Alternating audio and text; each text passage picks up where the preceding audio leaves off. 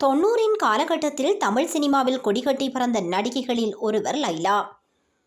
ஹிந்தியில் நடிகையாக அறிமுகமான இவர் அதன்பின் மலையாளத்தில் தொடர்ந்து பல படங்களில் நடித்து வந்தார். விஜயகாந்த் நடிப்பில் வெளிவந்த கள்ளழகர் திரைப்படத்தின் மூலம் தமிழ் சினிமாவில் நடிகையாக அறிமுகமானார்.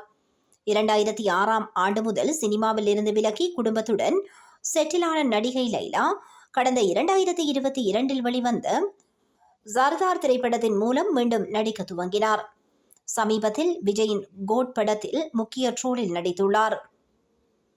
இந்நிலையில் சிரிப்பு நோயால் அவதிப்படுவதாக லைலா கூறிய விஷயம் தற்போது பலரின் கவனத்தை ஈர்த்துள்ளது. அதில், நான் சிரிப்பு நோயால் பாதிக்கப்பட்டுள்ளேன். என்னால் சிரிப்பை நிறுத்தவே முடியாது. அப்படி நிறுத்த முயன்றால் என் கண்களில் இருந்து கண்ணீர் வந்துவிடும். பிதாமகன் படப்பிடிப்பின் போது 1 நிமிடம் சிரிக்காமல் இருக்குமாறு விக்ரம் என்னிடம் சவால் விடுத்தார். ஆனால் என்னால் 30 வினாடிகள் கூட நிறுத்த முடியவில்லை. இதன் மூலம் வந்த கண்ணீர் என் மேக்கப்பை முற்றிலும் கெடுத்து விட்டது என்றும் அவர் தெரிவித்துள்ளார்.